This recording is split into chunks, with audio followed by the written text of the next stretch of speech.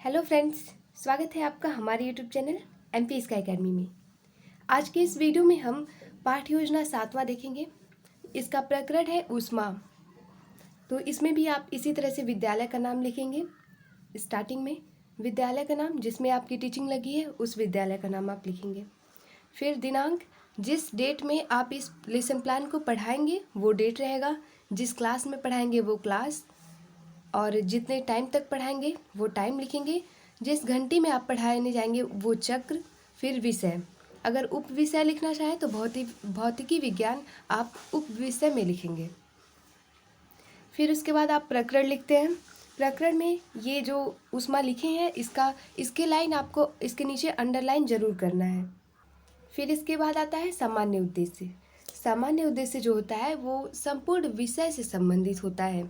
जो उस विषय का उद्देश्य है वो सामान्य उद्देश्य होता है।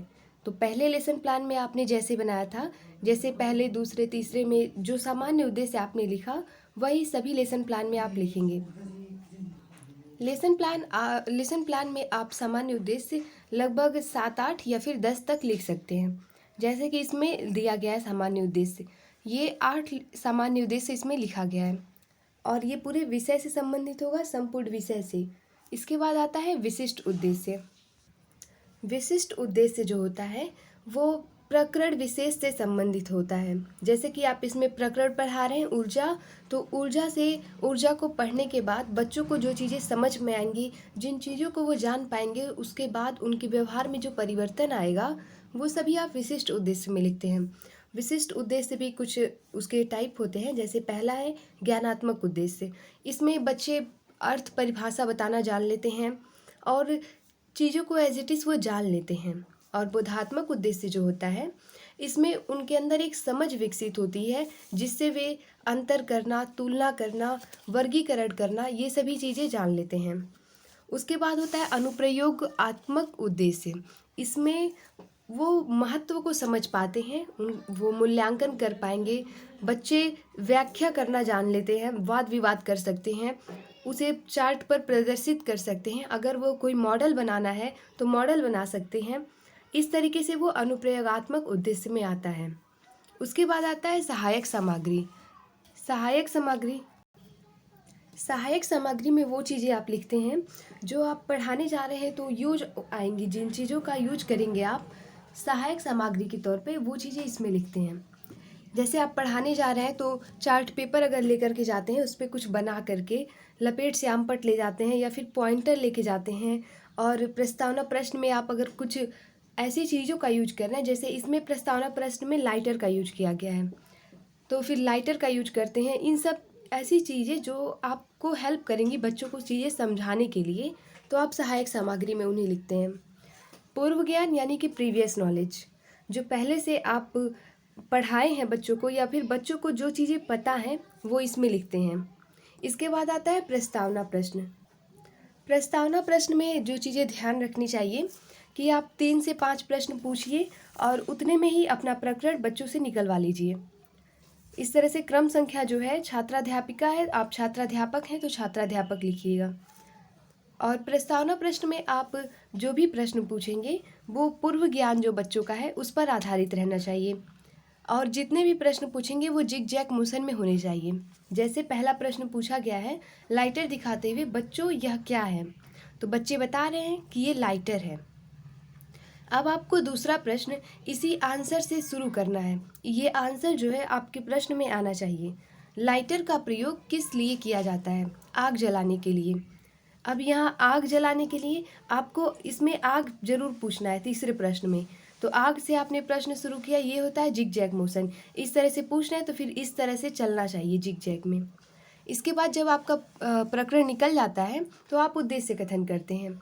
उद्देश्य कथन में आप बच्चों से कहते हैं, बच्चों आज हम ऊष्मा के बारे में विस्तार पूर्वक अध्ययन करेंगे। आपको ऐसे नहीं बोलना है कि आज मैं आप लोग को ये पढ़ाऊंगी या पढ़ाऊंगा, ऐसे नहीं। हम बोलना है कि बच्चों आज हम लोग इसके बारे में विस्तार पूर्वक अध्ययन करेंगे। क्योंकि विस्तार पूर्वक आप इसलिए बोलेंगे क्योंकि उसके बारे में आप प्रस्तुतिकरण देंगे। इसके बाद उद्देश्य कथन के बाद प्रस्तुतिकरण आता है।